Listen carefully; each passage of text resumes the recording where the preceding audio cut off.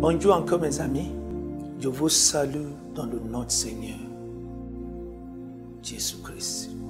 Merci, j'espère que la bonté de l'Éternel maintenant est devenue une chanson, mais une réflexion dans votre vie. Pourquoi? Parce que c'est la vérité. Dieu est bon. Regardons ce matin dans le livre des Psaumes 119, verset 68. Tu es bon et bienfaisant, enseigne-moi tes statuts.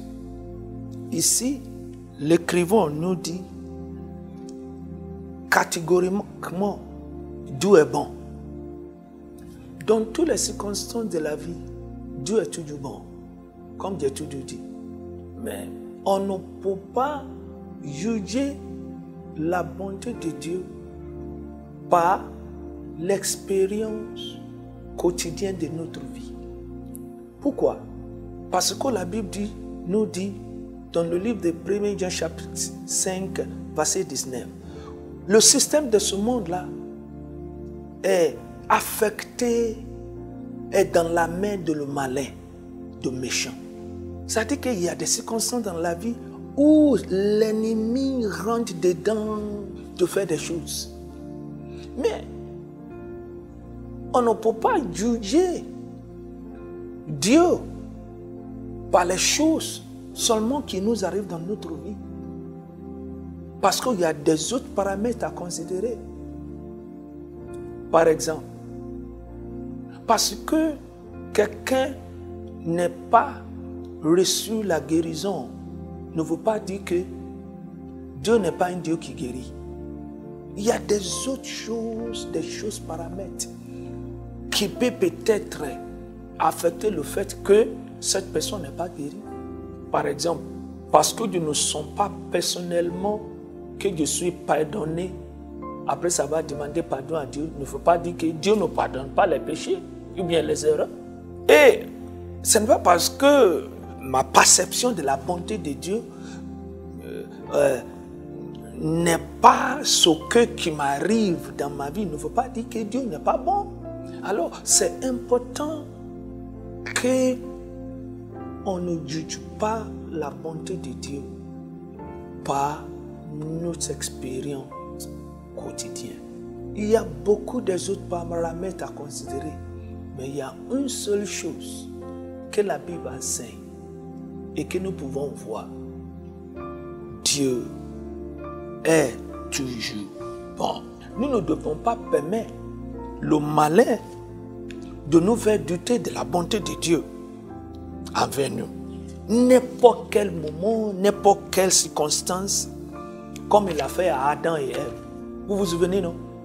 Adam et Ève dans le jardin, Dieu les a mis dans le meilleur parti de la jardin qu'il lui-même il a fait de ses propres mains. De l'or et toutes les choses que l'homme peut demander est là-bas. Les fruits sont là-bas. La rosée du ciel vient arroser la terre. C'est verdoyeux. C'est tout. Ça produit des fruits dans milliers. Mais ils se sont laissés l'ennemi, le malin, de venir dire que Dieu sait que quand tu vas manger, le seul fruit qui te dit de ne pas manger, il sait que tu vas devenir comme lui et puis tes yeux seront ouverts.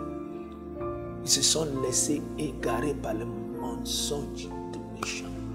Combien de personnes aujourd'hui là n'expérimentent pas ils jugent la bonté de Dieu et qui ne l'expérimentent pas sa bonté parce qu'ils se sont laissés l'ennemi aujourd'hui de les convaincre autrement.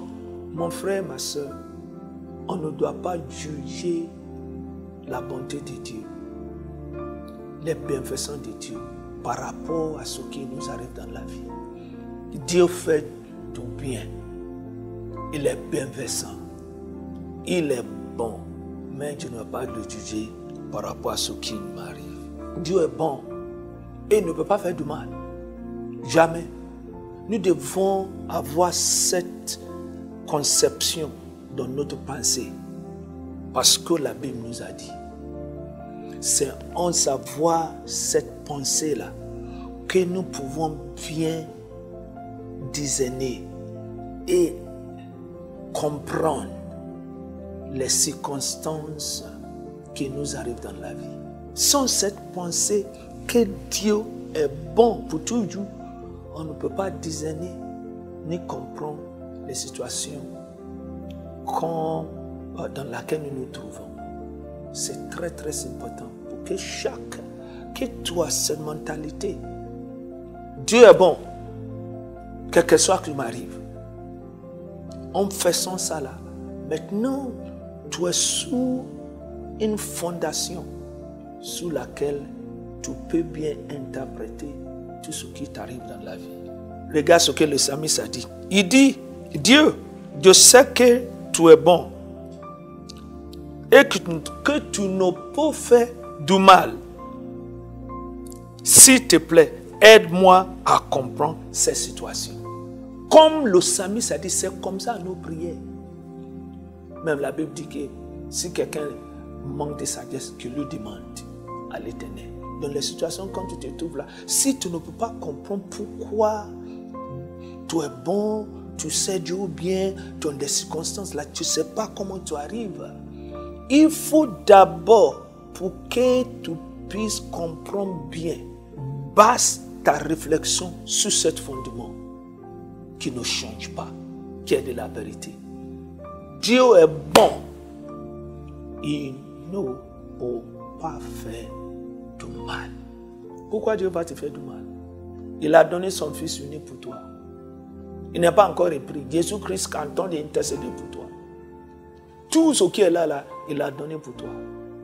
Alors, je t'invite aujourd'hui, mets ça dans ta tête. Quel que soit qui m'arrive, quel que soit qui arrive dans ce monde, ça ne change pas la vérité. Que l'Éternel est bon. Alors, je veux que tu réexamines de ton esprit. Aujourd'hui, que tu places ça comme fondement de ton esprit et puis continue à prier. Seigneur, aide-moi aujourd'hui. Donne-moi la grâce, la sagesse d'interpréter les situations de ma vie par rapport à la compréhension de ta bonté. Par la compréhension de ta bonté, Seigneur, aide-moi à interpréter les circonstances de ma vie. Aide-moi à comprendre que tu n'es pas l'auteur de les situations négatives de ma vie. Aide-moi à comprendre et ouvre-moi l'intelligence. Illumine mes pensées avant de voir et saisir ta bonté. Que Dieu te bénisse. Il est bon. Il est bon envers toi. Et tu verras la bonté de Dieu. Amen. Sois béni, à la prochaine.